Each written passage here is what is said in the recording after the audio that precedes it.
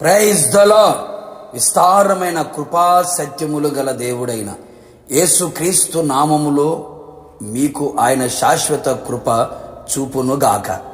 ఈ దినపు యేసయ్య జీవపు మాట ద్వితీయోపదేశ కాండం 7వ అధ్యాయం 12వ వాక్య భాగం.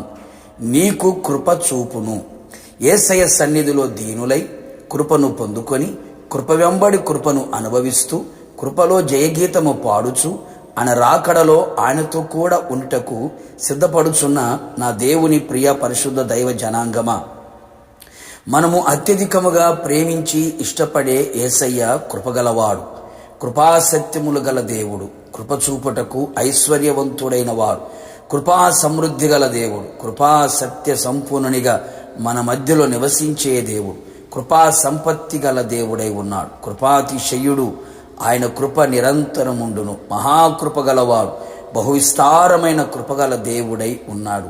ఆయన కృప ఆకాశము కంటే ఎత్తైనది. అట్టి కృపగల దేవుడు నీ ఎడల, నీ కుటుంబం ఎడల, నీ కలిగిన సమస్తము ఎడల ఆయన నీకు కృప చూపును. అవును ప్రియులారా, దావీదునకు చూపిన శాశ్వతమైన కృపను నీకును చూపుదును అని వాగ్దానం ఇచ్చిన దేవుడు మీ ఎడల బహువిస్తారమైన తన కృపను చూపునుగాక.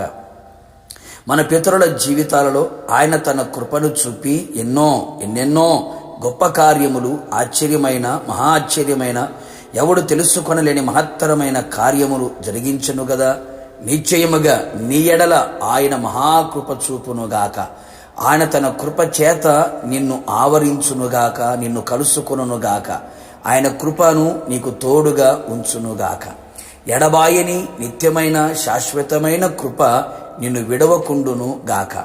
మన పితరుడైన అబ్రహాము గారి ఎడల తన కృపను చూపుటకు మానక అన్ని విషయములలో ఆశీర్వదించి జనములకు, జాతులకు, విశ్వాసులకు తండ్రిగా నియమించను గదా. తన కార్యములన్నీ సఫలము చేసి యెహోవా ఈరేగా తన జీవితంలో నిలిచెను గదా. మన పితరులైన ఇశ్రాయేలుల అందరి ఎడల ఆయన తన కృపను చూపి దోషమును, అపరాధమును, పాపమును క్షమించెను. మన పితరుడైన దావీదు గారి ఎడల బహుగా కృప చూపి, మహాకృప చూపి తన సింహాసనమును అంతం వరకు స్థిరపరిచెను.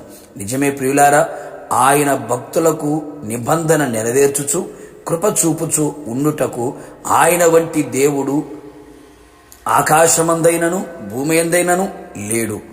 పాడైన వాటిని మరలా బాగు చేసుకొనుటకు, సరిచేసుకొని, చక్కదిద్దుకొని, పవిత్రపరచుటకు ఆయన కృప చూపించెను.